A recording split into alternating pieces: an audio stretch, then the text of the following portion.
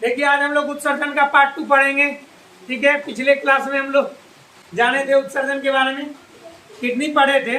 देखिए मनुष्य में 2 किडनी होती है, प्रत्येक किडनी में ये नेफ्रॉन लगभग 10 लाख के बराबर है। ब्लड को छान करके उससे उत्सर्जित पदार्थ अलग करने का कार्य ये नेफ्रॉन का है। बात समझ में आ? चलते हैं, जानते हैं नेफ्रॉन के बारे में। देखिए नेफ्रॉन जो शुरू होता है ये प्याले जैसी रचना से, ठीक है, प्याले जैसी रचना शुरू होता है। इसको इसमें देखिए एक अभी भाई धमनिका खुलती है, इस धमनी के द्वारा ब्लड इसमें प्रवेश करता है और छना करके छना हुआ ब्लड इसके द्वारा बाहर निकल जाती है। अब छनने का जो क्रिया होता है यही, इसको हम कहते हैं ग्लोमेरुलस। इस संरचना को, ये जो एक जाल जैसी संरचना है इसको बोलते हैं ग्लोमेरुलस। ठीक है, ग्लोमेरुलस में ब्लड छनने का कार्य होता है। अब ये छनता है कैसे, देखिए इसका व्यास ज्यादा होता है और उनका व्यास कम होता है। तो ब्लड जब ज्यादा व्यास के नलिका से कम व्यास के नलिका में प्रवेश करेगा तो वहां एक दाब उत्पन्न होता है। उसी दाब की वजह से ब्लड छनाता है ना। तो उच्च दाब पर ब्लड के छनने की इस क्रिया को हम अल्ट्रा फिल्ट्रेशन कहते हैं।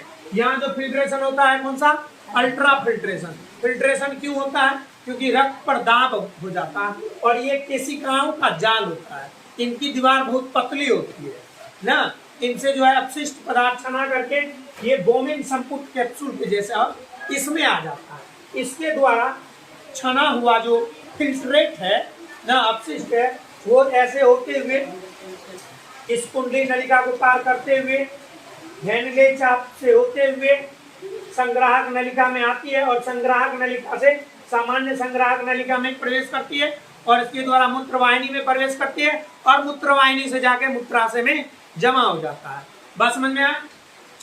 अब इसमें देखिए इनका जो कार्य करने का स्टेप है ये 3 स्टेप में कार्य करता है।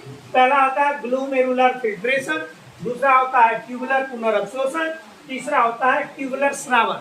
अब ये तीनों का मतलब समझिए क्या होता है। ग्लोमेरुलर फिल्ट्रेशन का मतलब हुआ ये ग्लोमेरुलर में जो फिल्ट्रेट होता है तो कहते हैं ग्लोमेरुलर फिल्ट्रेशन। बात समझ में आया? अब उसके बाद बोमिन संपुट फिल्ट्रेट जो होता है उसमें कुछ उपयोगी पदार्थ को छना जाता है, ग्लूकोज भी छना जाता है ना, और जल की मात्रा भी ज्यादा हो जाती है। तो अधिक जल की मात्रा, ठीक है, और ग्लूकोज कुछ उपयोगी पदार्थ भी छना करके इस फिल्ट्रेट के द्वारा उसमें जा रहा होता है, जो है ये पुनः अवशोषित कर लेता है। बात समझ में? और छने हुए, इसका मतलब समझ में आ गया।